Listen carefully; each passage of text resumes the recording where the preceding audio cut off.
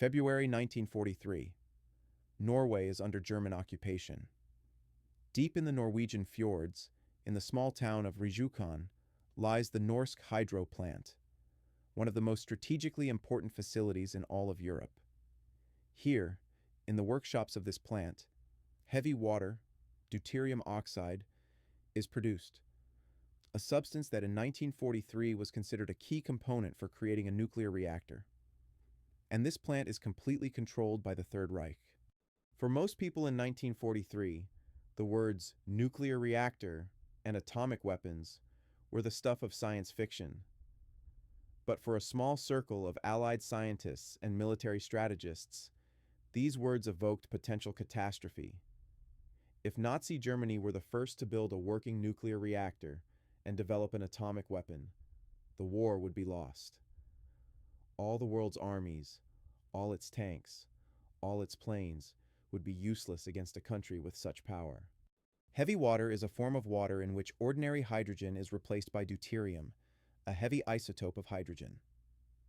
In ordinary water, the heavy water content is minimal, approximately 1 molecule for every 3,200 molecules of ordinary water.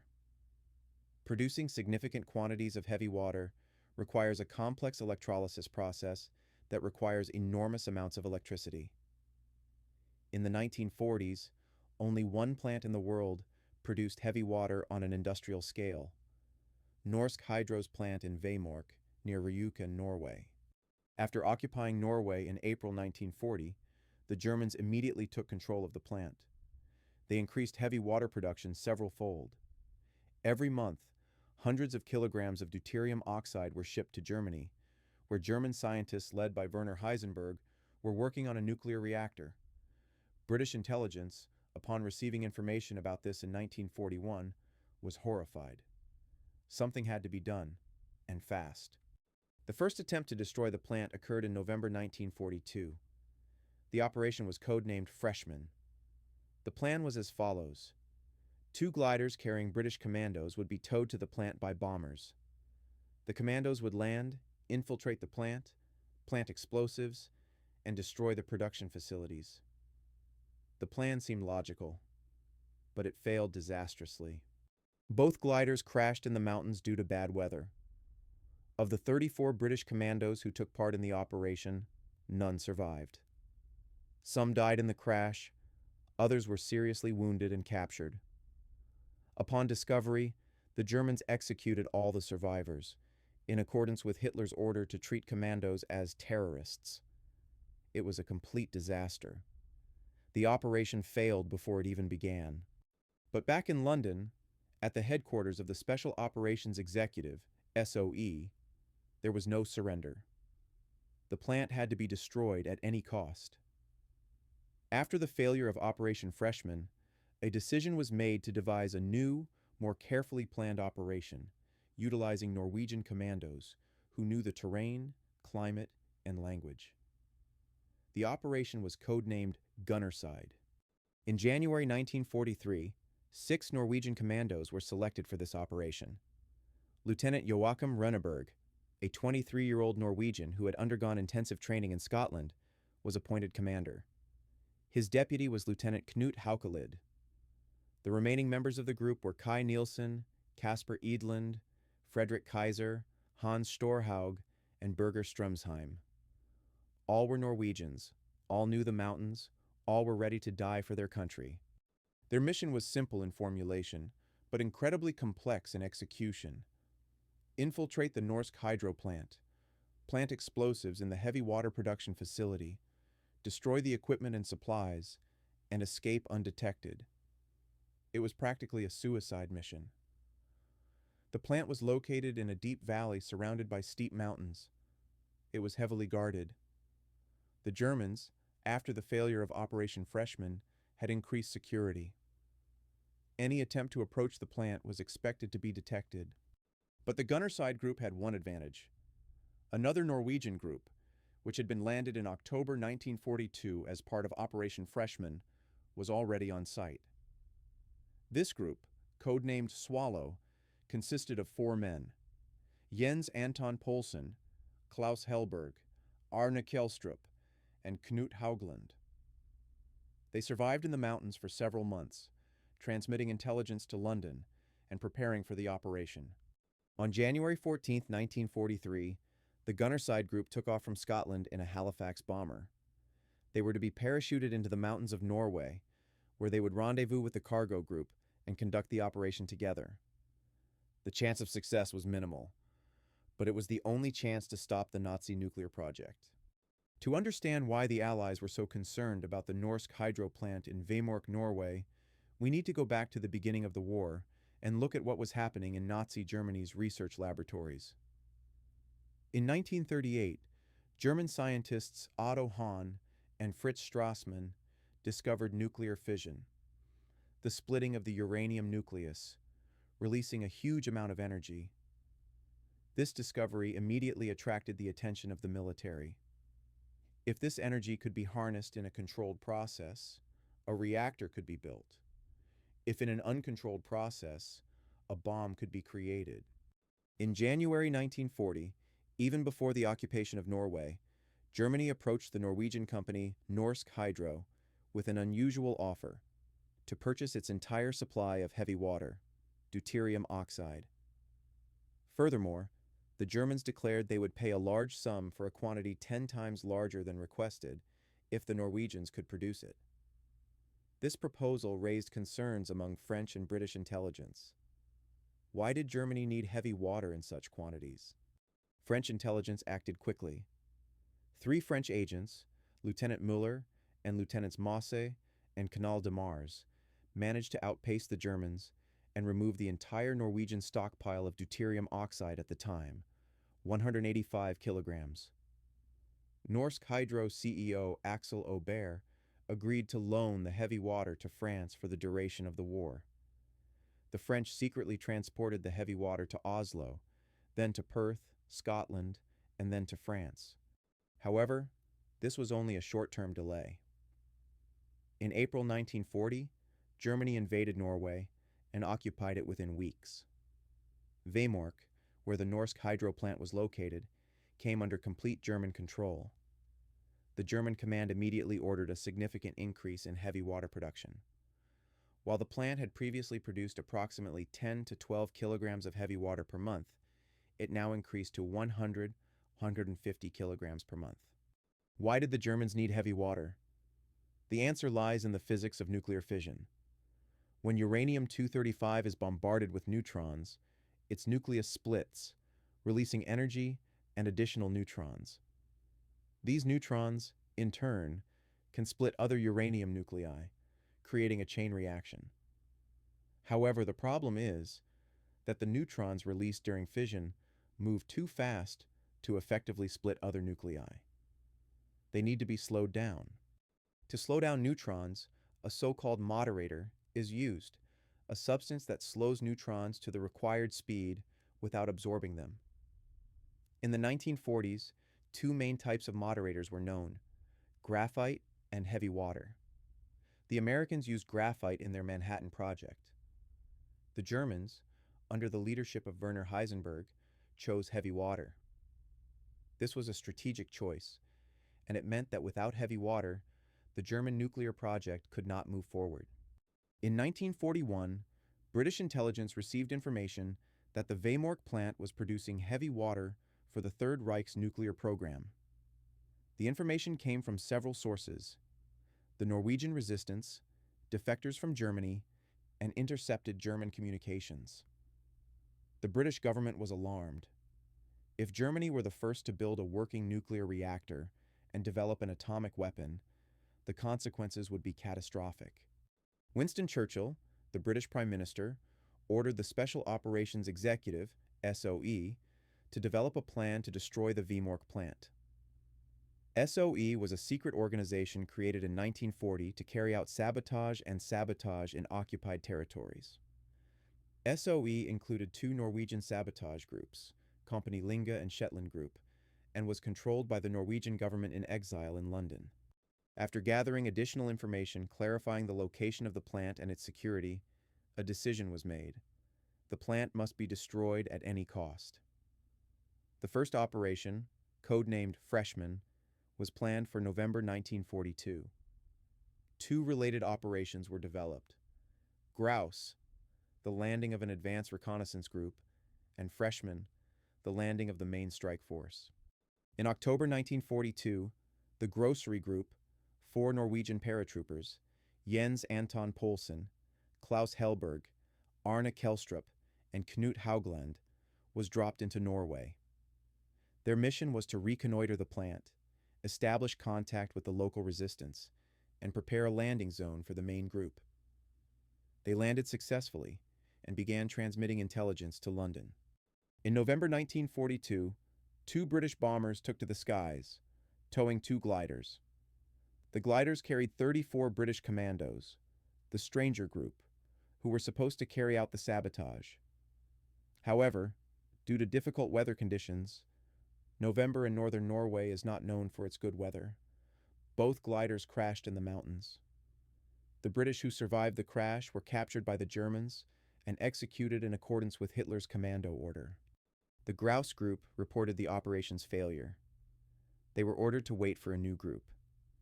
This wait would last several months, during which the four Norwegians survived in the mountains, in the Arctic winter, subsisting on moss and the rare animals they managed to catch. It was a test of survival that few could have withstood. But they waited. November 1942 was one of the darkest months in the history of British special operations. Operation Freshman, conceived as a bold strike against the German nuclear project, turned into a disaster that cost the lives of 34 British commandos and jeopardized the entire strategy for combating heavy water production in Norway. To understand the scale of the failure and its consequences, it is necessary to examine in detail what happened that night. The plan for Operation Freshman seemed logical on paper. Two airspeed Horsa gliders, each carrying 17 British commandos, were to be towed by Halifax bombers from Scotland to Norway. The gliders were to land on a frozen lake near Vemork, where they would be met by the advance group Grouse. After landing, the commandos were to move to the plant, infiltrate it, plant explosives in the heavy water production facility, and destroy the equipment. They were then to attempt to escape to Sweden, a neutral country. The commandos were specially selected and trained for this operation. They were men from the 1st Airborne Battalion, who had undergone intensive training in explosives, winter survival, and special operations tactics. They were armed with Sten rifles, pistols, knives, and explosives. Each carried approximately 30 kilograms of cargo, including warm clothing, food for several days, and specialized sabotage equipment. Late in the evening of November 19, 1942, two bomber glider pairs took off from an airfield in Scotland and headed for Norway. The weather was bad from the start. Strong winds, clouds, and snow all created dangerous flying conditions. But the operation was too important to be delayed by the weather. Command hoped the pilots would cope with the conditions and deliver the gliders to their destination. However, what happened next was tragic. The first bomber, towing a glider, became disoriented in bad weather. The pilots couldn't see the ground due to clouds and snow. Radio navigation wasn't working properly. The bomber began flying too low, trying to find landmarks. At some point, the tow line snapped, possibly due to icing or a sudden maneuver. The glider, left without a tow, began to descend. The glider pilot tried to find a place to land, but in the darkness, snow, and zero visibility, it was nearly impossible. The glider crashed into a mountain. The impact was devastating. Of the 17 people in the glider, several died instantly. The rest were seriously injured. Some suffered broken bones, others internal bleeding. In the Arctic winter, without medical attention and unable to move, their chances of survival were minimal. The second bomber and glider also encountered problems. The pilots became disoriented and couldn't find the landing zone. Fuel was running low. The bomber was forced to turn back toward Scotland, but ran out of fuel. The aircraft crashed in the Norwegian mountains. The glider it was towing also crashed. There were also casualties from the second group. Some died in the crash, others were seriously injured. Survivors from both groups attempted to organize themselves, but they were in terrible condition. Some were able to walk, but most were wounded and immobile. Local Norwegians who discovered the wrecks attempted to help, but they feared German reprisals. Some Norwegians did help, providing food and shelter, but it wasn't enough. The Germans quickly located the crash sites. Patrols were dispatched to both locations. When the Germans discovered the surviving British commandos, they first provided them with medical assistance. The wounded were taken to a German hospital. However, an order soon arrived from the highest levels of the German command. The commandos were to be shot in accordance with Hitler's order of October 18, 1942, which stated that all captured commandos were to be executed as terrorists and spies. All 34 British commandos were shot. Some were executed immediately after capture. Others were taken to prison, interrogated, and then executed. Some of the wounded were killed in hospital before they had time to recover. This was a violation of the Geneva Convention, a war crime for which several German officers would be tried and executed after the war. The grocery group, waiting in the mountains, received a radiogram from London a few days after the disaster. Jens Anton Poulsen and his men were shocked by the news of the deaths of their comrades. On November 20th, 1942, the group was ordered to remain silent for several weeks and await further orders. For these 4 men, surviving in the Arctic, this meant several more months of waiting in the snow. In London, the failure of Operation Freshman caused enormous concern. The Special Operations Executive lost 34 trained commandos. The Vemork plant was not destroyed. German heavy water production continued. But the worst part was that the Germans now knew the Allies were interested in the plant. Security was tightened. The likelihood of a second attempt was even lower than the first. However, the SOE was not about to give up. The head of the Norwegian section, Colonel Wilson, approached the officer in the Norwegian section, Lieutenant Joachim Runneberg, with instructions to prepare a new operation. The operation was given a new code name, Gunnerside. This time, the use of gliders was abandoned. Instead, the group would be dropped by parachute. And this time, the group would not be British, but Norwegians, who knew the terrain, climate, and language. Following the failure of Operation Freshman in November 1942, the British Special Operations Executive realized a completely different approach was needed. Instead of a massive force of British commandos deployed by glider, the new operation would rely on a small mobile force familiar with the terrain, climate, and language. The choice fell on Norwegian commandos trained in Scotland as part of Rotalinga, a special unit created by the Norwegian government in exile to conduct sabotage operations in the occupied homeland. In December 1942, Professor Leif Tronstad, a Norwegian physicist and intelligence officer based in London, began selecting people for the new operation. Tronstad was the ideal man for the task. He knew the Norsk hydro plant, having worked there before the war, and understood exactly what needed to be destroyed. He knew the plant's layout, the equipment layout, and the weak points in its security. But most importantly, he knew the right people for the job. 23-year-old Lieutenant Joachim Runneberg was appointed the group's commander.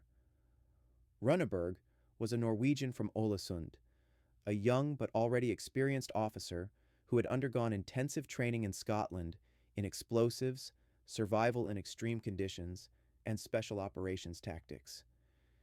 He was a calm, level-headed man, capable of making decisions in critical situations.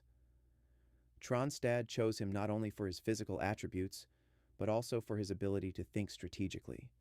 Lieutenant Knut Haukelid, a 30-year-old Norwegian who had also trained at Rotling, was appointed deputy commander. Haukelid was more impulsive than Runneberg, but he was an excellent fighter and experienced in surviving in the Norwegian mountains. He was born in Rjukan, the town where the Norsk hydro plant was located, and knew the area like the back of his hand. This made him an indispensable member of the group. The other members of the group were Frederick Kaiser, 27, an explosives expert, Casper Eidlund, 23, a radio operator and navigator, Hans Storhaug, 28, a winter survival expert, and Birger Strömsheim, 24, a sniper and scout.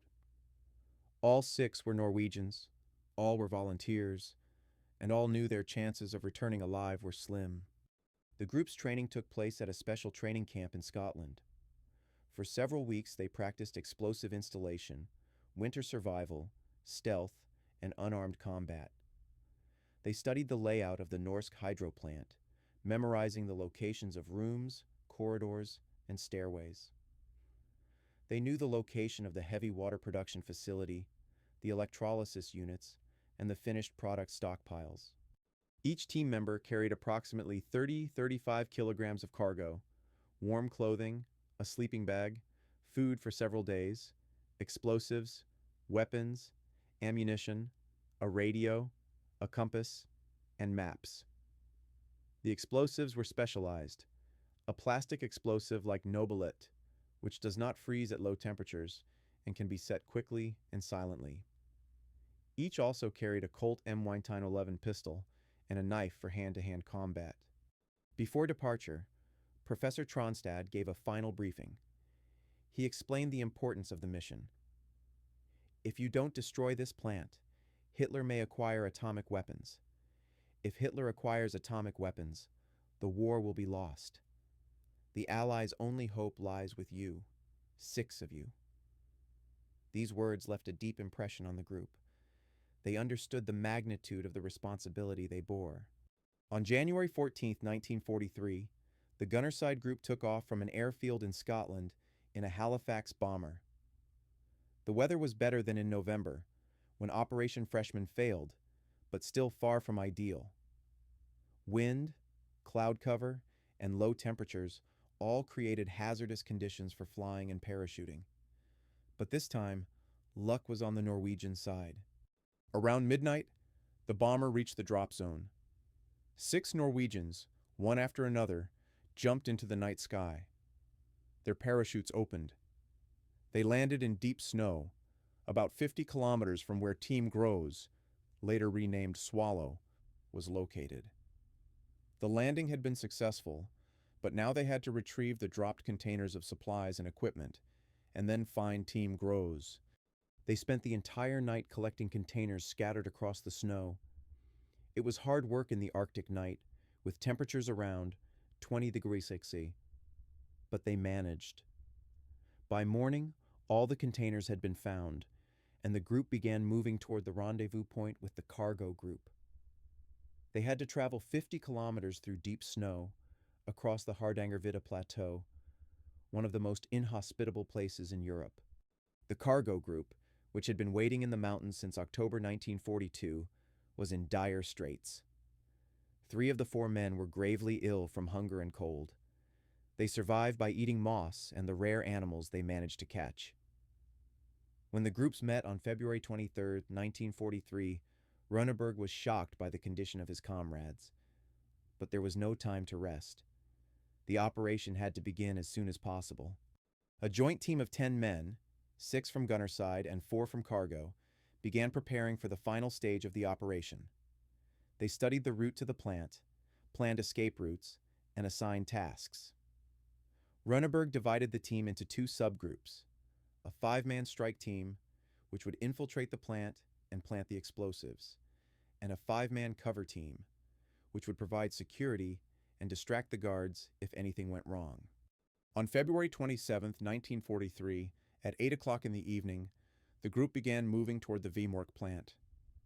The most dangerous part of the operation lay ahead: infiltrating the heavily guarded facility and destroying the equipment without raising the alarm. After landing on January 14, 1943, the Gunnerside group had to pass through one of the harshest terrains in Europe, the Hardangervidda Plateau. This vast mountain plateau in southern Norway, located at an altitude of approximately 1,200 to 1,400 meters above sea level, is known for its extreme climate. In winter, temperatures here can drop to 30 degrees Celsius, and below, winds reach hurricane force, and visibility is often 0 due to snowstorms. It's a place where an unprepared person can die in a matter of hours. For the 6 Norwegians from the Gunnerside group, this wasn't just a trek. It was a survival test. They had to walk approximately 50 kilometers through deep snow, often waist deep, carrying heavy backpacks loaded with equipment, explosives, and supplies. The weather was terrible. The blizzard was relentless. Visibility was about 10-15 meters. They could navigate only by compass and memory. Some of the group members, including Haukelid, had known this area since childhood. The first days of the trek were the hardest. The group moved slowly, about 2 to 3 kilometers per hour, because the snow was deep and the load was heavy. They traveled on skis, but even with skis, movement was difficult. Sometimes they had to walk, sinking waist deep in snow. Some members of the group began to suffer from frostbite on their feet and hands, but they couldn't stop. If they stopped, they would freeze. At night, the group stopped to rest. They set up camp in the snow, digging small shelters, or found natural cover behind rocks. They couldn't light fires. The smoke could be seen by German patrols, who knew about the failure of Operation Freshman and were looking for possible survivors or new groups of saboteurs. So they slept in sleeping bags, huddled together to conserve heat. Food was minimal. Each person carried enough food for several days: crackers, canned meat, chocolate. It was high-calorie food, but it wasn't enough for the energy they were expending. By the end of the trek, everyone in the group had lost weight and was exhausted. But they continued on, knowing that the cargo group was waiting for them at the other end of the plateau, and that together they would carry out the operation. By February 23, 1943, after 9 days of marching, Group Gunnerside reached the rendezvous point with Group Cargo. The meeting took place in a small hunting hut on the edge of a plateau, not far from Lake Skriken. When Runneberg and his men entered the hut, they were shocked by the state of Group Cargo. The 4 Norwegians, who had been waiting there since October 1942, more than 4 months, were exhausted beyond measure. Jens Anton Poulsen, the commander of the cargo team, weighed about 15 kilograms less than at the beginning of the operation. He and his comrades, Klaus Helberg, Arne Kjelstrup, and Knut Haugland, survived by subsisting on moss scraped from rocks, the rare animals they managed to catch, mostly hares, and the minimal amount of food they had brought with them when they landed. By February, their supplies were completely exhausted. They were on the verge of starvation. 3 of the 4 were seriously ill. They showed signs of scurvy, a disease caused by a lack of vitamin C.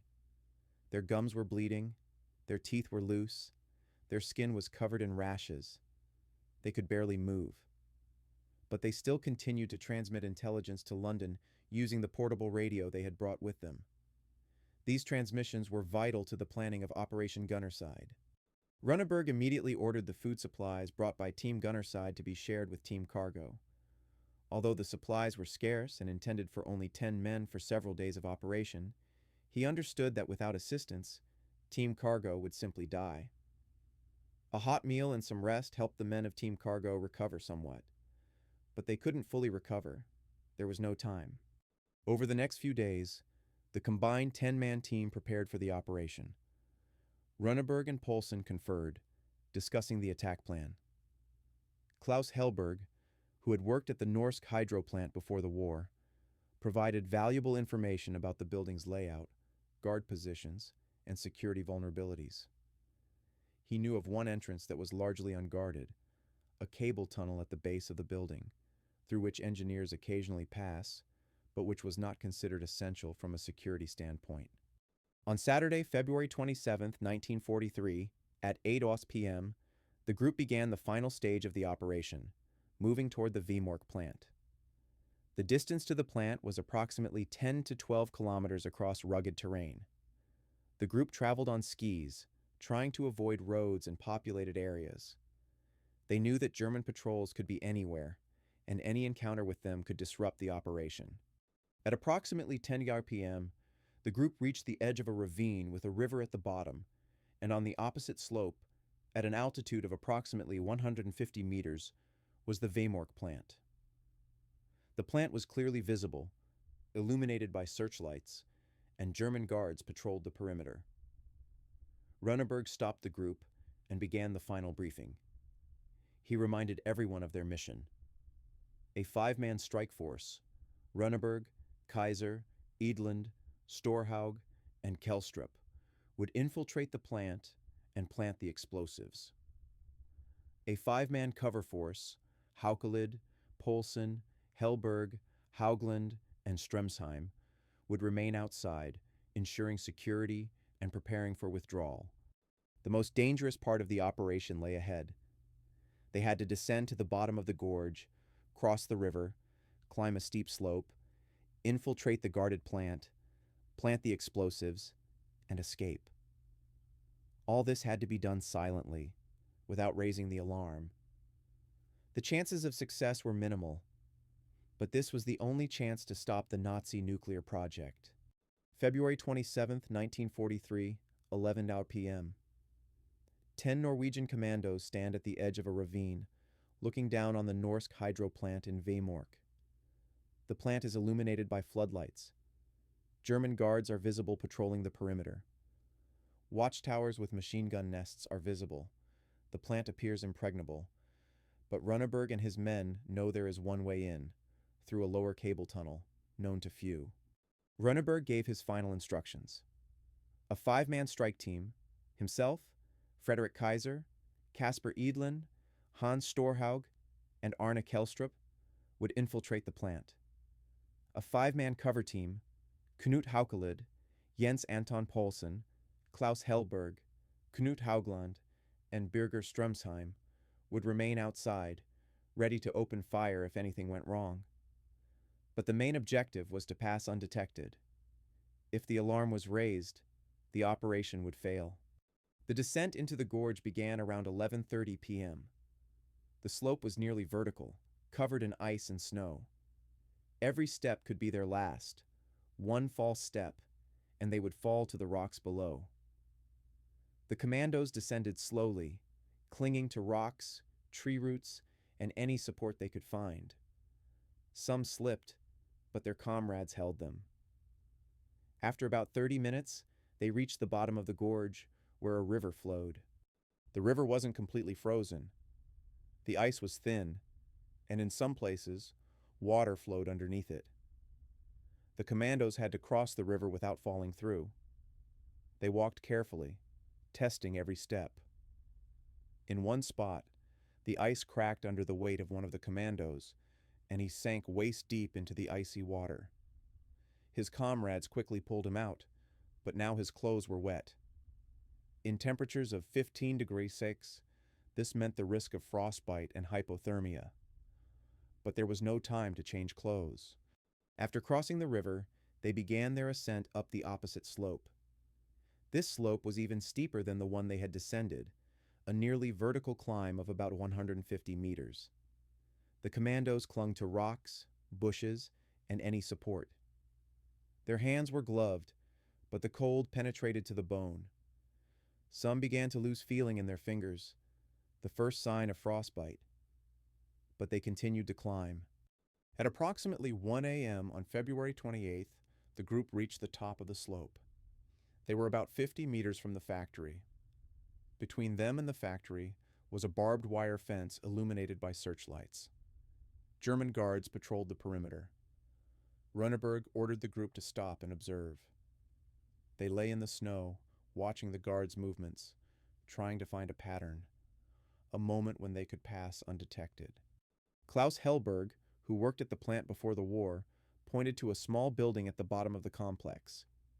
It was the entrance to a cable tunnel, a narrow passage through which electrical cables ran from the hydroelectric power station to the plant's main building. This tunnel was largely unguarded because the Germans believed it was inaccessible. It was narrow, dark, and labyrinthine. But Hellberg knew the layout. He knew that this tunnel led to the heavy water production facility. The strike team began moving toward the tunnel. They crawled through the snow, trying to remain silent. Every time a German patrol passed, they froze, pressing themselves to the ground.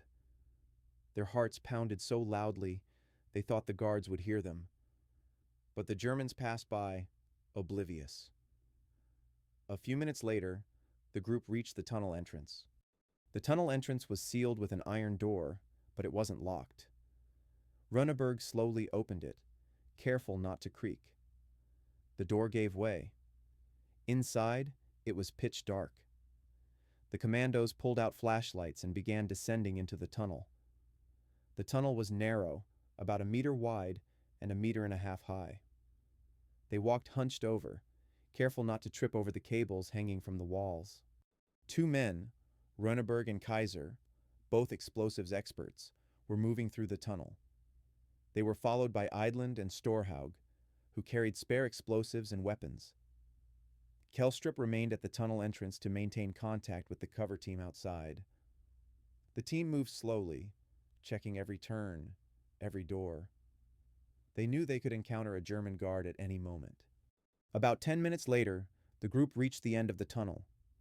Ahead of them was another door, the door to the heavy water production facility. Runneberg stopped and listened. There were sounds beyond the door, the hum of machines, dripping water, footsteps. Someone was inside. Perhaps a German guard, perhaps a Norwegian worker. Runneberg knew that if they broke in and the guard was there would be gunfire and the alarm would be raised. Runneberg slowly tried to open the door.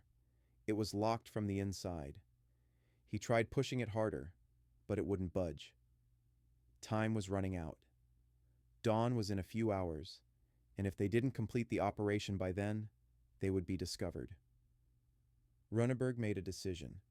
They had to find another way in. He ordered the group to turn back and search for an alternative entrance. The group returned to the tunnel and began searching for other routes. A few minutes later, they discovered another door, leading to the plant's basement. This door was unlocked. Runneberg slowly opened it. It was dark and quiet inside. The group entered. They were in a basement where tools and spare parts were stored. Above them was a ceiling, revealing the heavy water production facility. Runneberg knew the plant's layout from photographs and diagrams he'd studied in Scotland. He knew there was a staircase from this basement that led up to the main hallway. From there, they could reach the workshop. The group began to climb the stairs. Every step could be heard, but they moved slowly, carefully, trying not to make any noise. At the top of the stairs was another door. Beyond this door was a corridor, dimly lit. Runneberg peered out. The corridor was empty. No guards, no workers. It was almost unbelievable. The factory, which should have been heavily guarded, was almost empty inside. Perhaps the Germans thought the external security was sufficient. Perhaps they didn't expect anyone to get inside.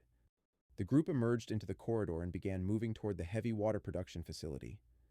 They knew the way. A few minutes later, they reached the door. Runneberg slowly opened it. Inside was the facility, a large room with rows of electrolysis units, heavy water tanks, pipes, and valves.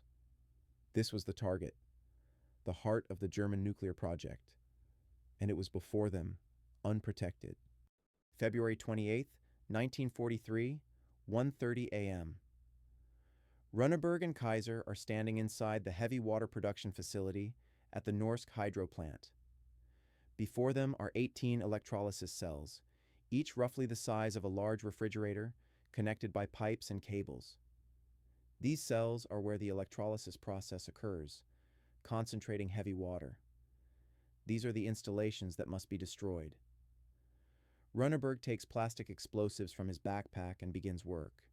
Suddenly, a man enters the workshop, a Norwegian worker, a night shift engineer, checking equipment.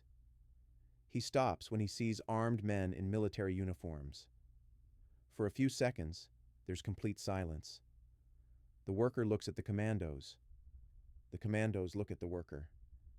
This is a critical moment. If the worker screams or tries to raise the alarm, all will be lost. Runneberg quickly approaches the worker and quietly speaks in Norwegian. "We are Norwegian soldiers. We are here to destroy this plant. Don't shout. No one will be hurt if you remain calm."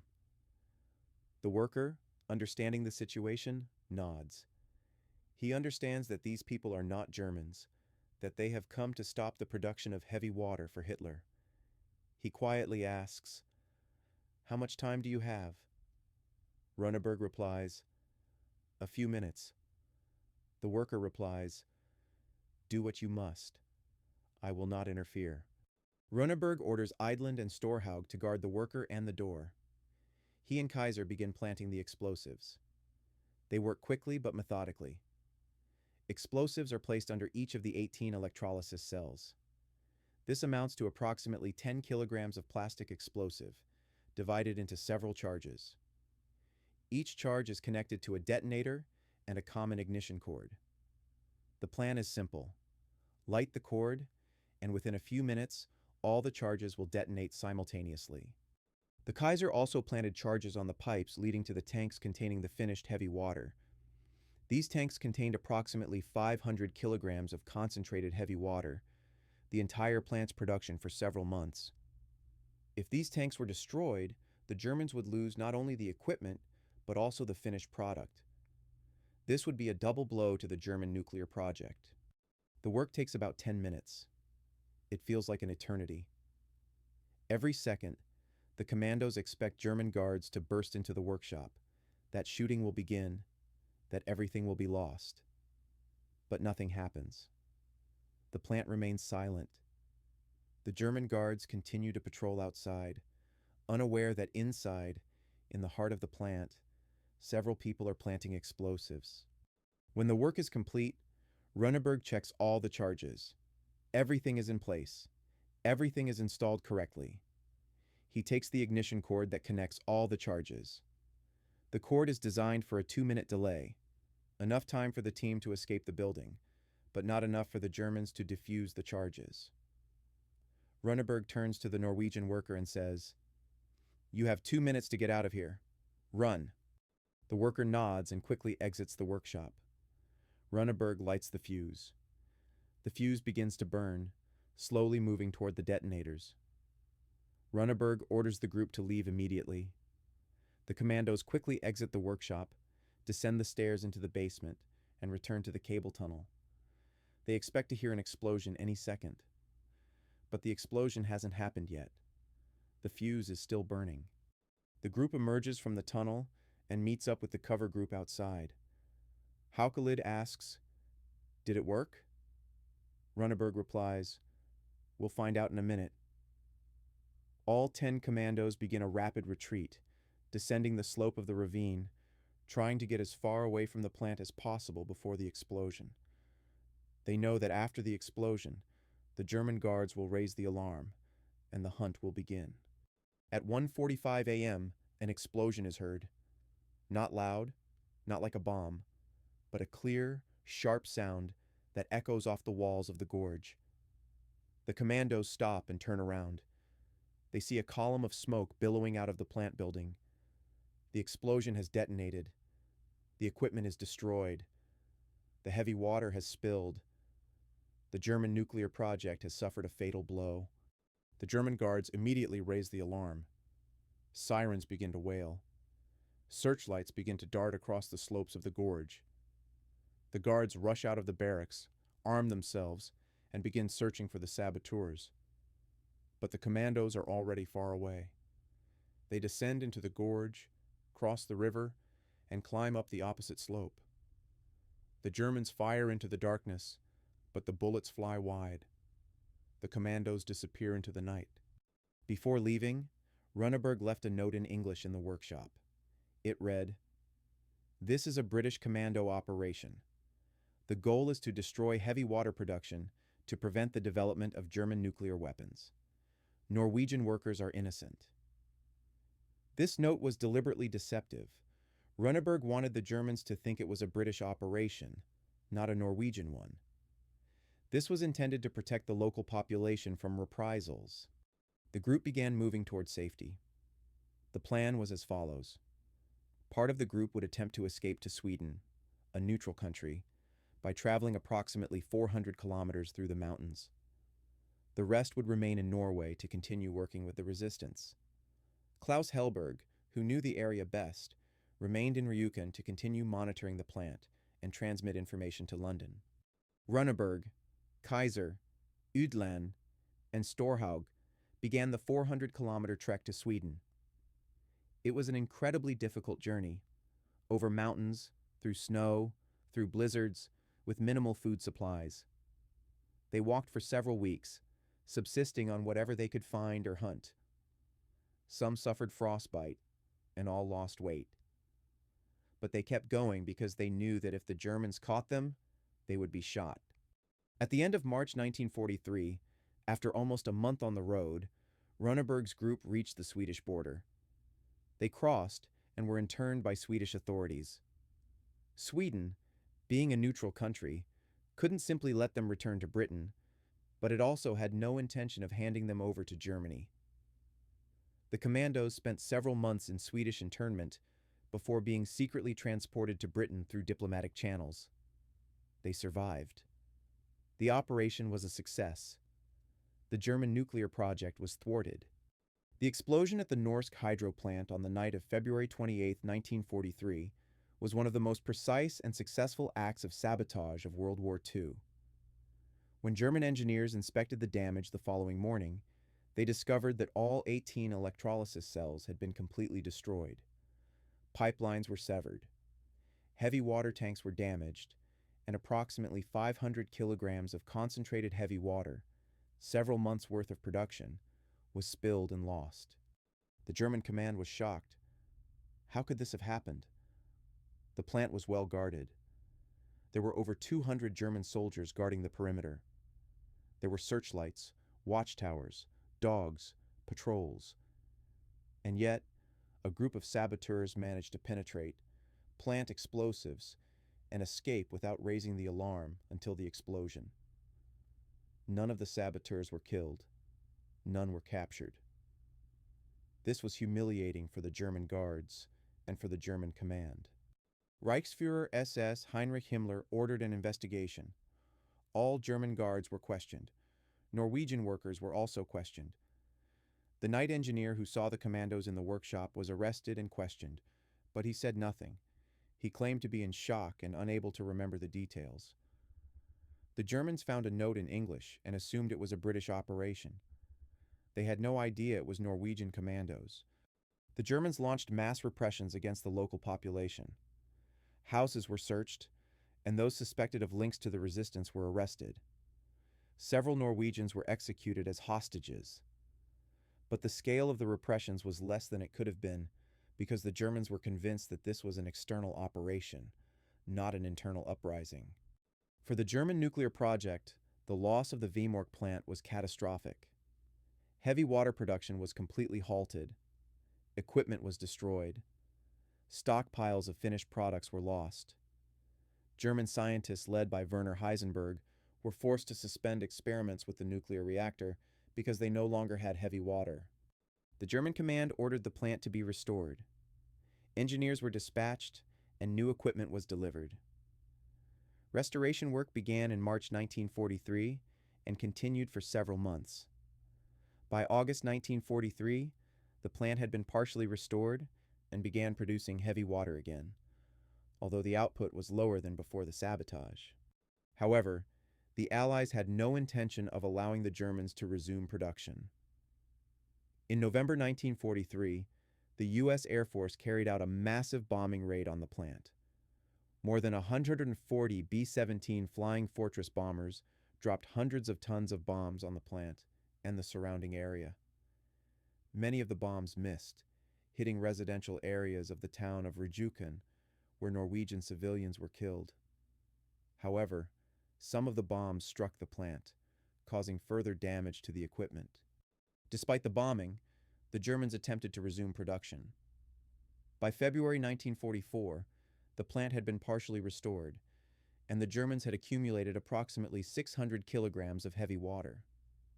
They decided to evacuate this heavy water to Germany, fearing further sabotage or bombing. The plan was as follows. The heavy water would be loaded onto the train ferry, Hydro, which would cross Lake Tinci, after which it would be transported by rail to Germany. The Norwegian resistance learned of this plan through agents at the factory. The information was passed to London, which ordered the Norwegian resistance to stop the shipment at all costs. Knut Haukelid, who remained in Norway after Operation Gunnerside, led the new Sabotage. The plan was risky. Plant explosives on the ferry so that it would sink in the deepest part of the lake.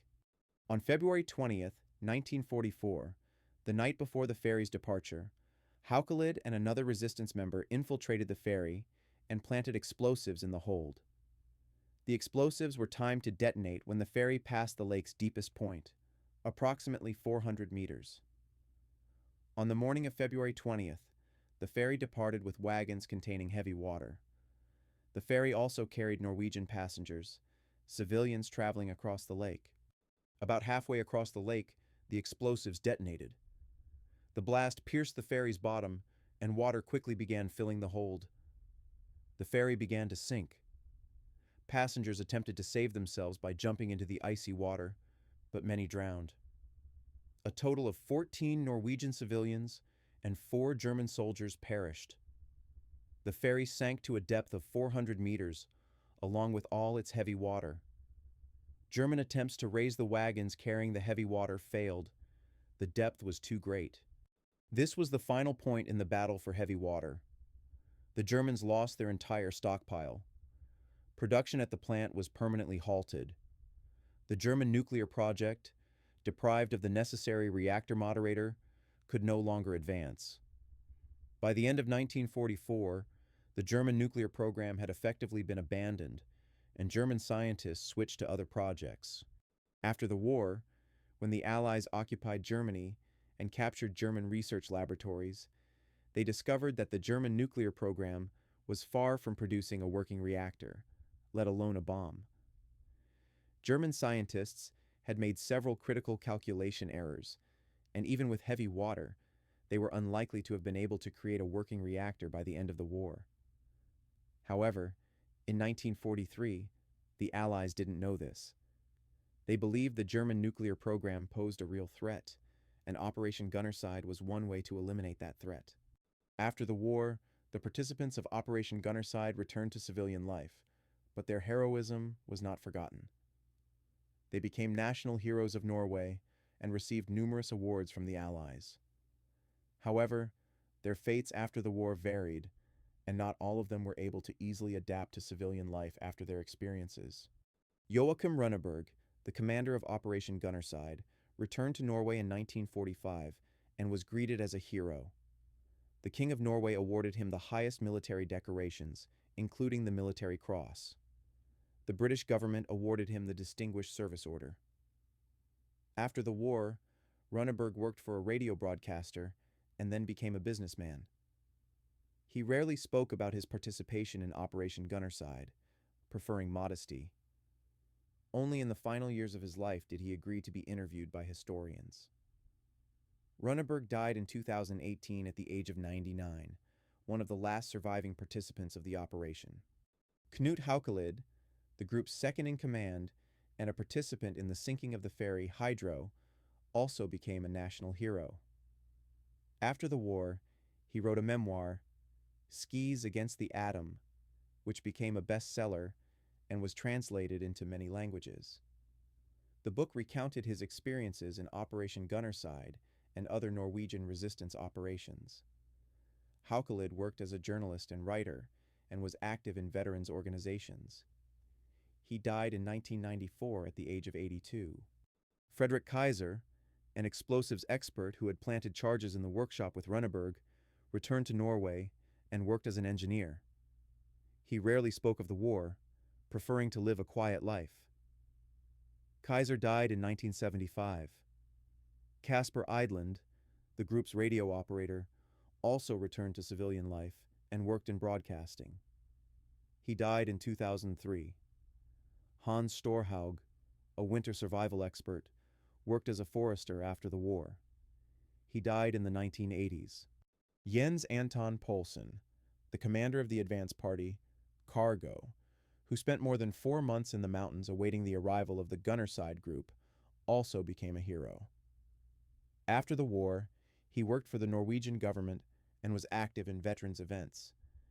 He wrote a memoir about his experiences in the resistance. Poulsen died in 2011 at the age of 93, one of the last surviving participants of the operation. Klaus Helberg, who knew the plant best and remained in Ryukyu after the operation, continued working with the resistance until the end of the war. After the war, he returned to work at the Norsk hydro plant, which had been restored for civilian purposes. Helberg rarely spoke of his participation in the war. He died in 2003. Knut Haugland, a radio operator for the Gruz Group, participated in Thor Heyerdahl's 1947 expedition across the Pacific Ocean on the Kon-Tiki raft after the war, where he served as a radio operator. Haugland died in 2009 at the age of 92. Operation Gunnerside has become legendary. A Norwegian documentary about the operation was made in 1948.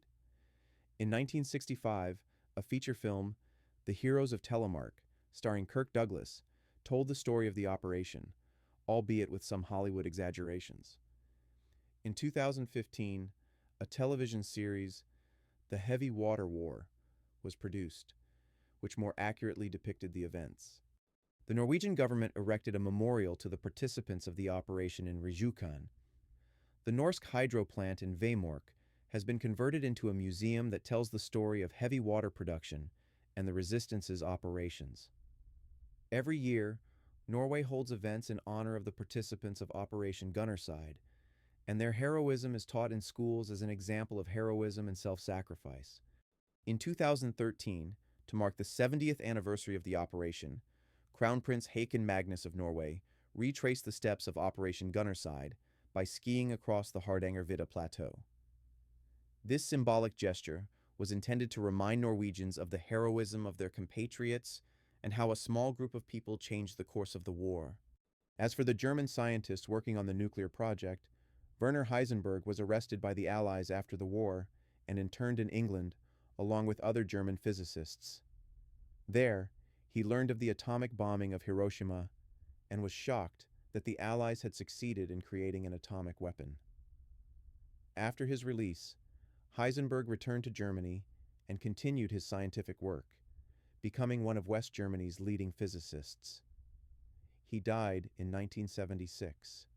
Professor Leif Tronstad, a Norwegian physicist and intelligence officer who planned Operation Gunnerside, was parachuted into Norway in 1945 to coordinate resistance operations. He was killed in a firefight with the Germans shortly before the end of the war. His death was tragic. He had lived through the war planning operations against the Germans, but died just weeks before Norway's liberation. After the war, the Norwegian government posthumously awarded him its highest military decorations. The story of Operation Gunnerside became an example of how a small group of determined individuals can change the course of history. It was an operation that required incredible courage, physical endurance, tactical skill, and luck. If even one element of the operation had failed, all would have been lost. But all elements worked, and the operation became one of the most successful sabotage operations of World War II. Operation Gunnerside went down in history not only as one of the most successful sabotage operations of World War II, but also as a symbol of how a small group of determined individuals could change the course of world events. When 10 Norwegian commandos blew up the Vemork plant on the night of February 28, 1943, they not only destroyed Germany's heavy water production, but also dealt a psychological blow to the Nazi machine, demonstrating that even the most secure facilities could be vulnerable. The extent to which Operation Gunnerside actually influenced the course of the war remains a subject of historical debate. Some historians argue that the German nuclear program was so far from producing a working reactor that the destruction of the Vemork plant was not decisive. They point out that German scientists made several critical errors in their calculations, that they lacked sufficient resources, and that the Nazi leadership did not prioritize the nuclear project sufficiently for its success. Other historians argue the opposite. They say that in 1943, the Allies were unaware of the problems with the German nuclear program. They only knew that the Germans were producing heavy water in large quantities and that heavy water was necessary for building a nuclear reactor. From the Allied perspective, destroying the plant was absolutely necessary to prevent Germany from developing an atomic weapon. And in this sense, Operation Gunnerside was critical to Allied strategy. What we know for sure is that Operation Gunnerside delayed the German nuclear program by months, if not years. The destruction of 500 kilograms of heavy water and all production equipment meant the Germans had to start almost from scratch. Rebuilding the plant took many months. The subsequent bombing by the U.S. Air Force and the sinking of the ferry Hydro finally halted production. By the end of 1944, the German nuclear program was effectively abandoned. The operation also had significant psychological significance. For the Norwegian resistance, it demonstrated that the occupiers weren't omnipotent, that resistance was possible, and that attacks on the enemy were possible. This boosted morale and inspired others to join the resistance. For the Allies, it demonstrated the effectiveness of special operations. A small group of well-trained commandos could achieve what thousands of bombers couldn't. For the Germans, Operation Gunnerside was humiliating. The factory, which should have been well guarded, was blown up by a group of 10 men who infiltrated, planted the explosives, and escaped without suffering any casualties. The German command was forced to admit that their security had been ineffective and that their assumptions about safety had been flawed. This undermined confidence in the ability of German forces to defend strategic installations in occupied territories. One of the most astonishing aspects of Operation Gunnerside was that none of the participants were killed or captured. It was almost miraculous. The operation was incredibly risky, crossing the Hardangervidda Plateau in the Arctic winter, infiltrating a heavily guarded factory, planting explosives, and escaping undetected. At any point, the operation could have failed. But it all worked. Luck, skill, preparation, determination, all came together in a perfect combination. After the war, Operation Gunnerside became a subject of study at military academies around the world. It is taught as an example of a successful special operation, as an example of how careful planning, good preparation, and determination can overcome seemingly insurmountable obstacles. Many elements of the operation, the use of local knowledge, minimal equipment, adaptation to conditions, and avoidance of direct confrontation, have become standard principles of special operations. The operation also raised ethical questions, particularly in light of the sinking of the ferry Hydro in 1944, which killed 14 Norwegian civilians. Knut Haukelid, who planned the operation, was haunted for the rest of his life by the question of whether the civilian sacrifice was justified. He believed that stopping the German nuclear program was absolutely necessary, but he also understood that innocent people paid the price. It's a dilemma faced by all those involved in war, how to balance the imperative of victory with the moral cost involved. Ultimately, Operation Gunnerside became a symbol that the outcome of war is decided not only by armies and navies, but also by individuals willing to risk their lives for what they believe in. 10 Norwegians trudging through the snow in the Arctic night, carrying heavy backpacks loaded with explosives, knowing their chances of returning alive were minimal. This image inspires to this day. Sometimes the future depends not on vast armies, not on thousands of tanks or planes, but on a few people who make choices. The choice to act when others do nothing. The choice to take risks when others retreat. The choice to believe they can change the world, even when the odds are stacked against them. Operation Gunnerside proved that such people exist, and that their actions can change history.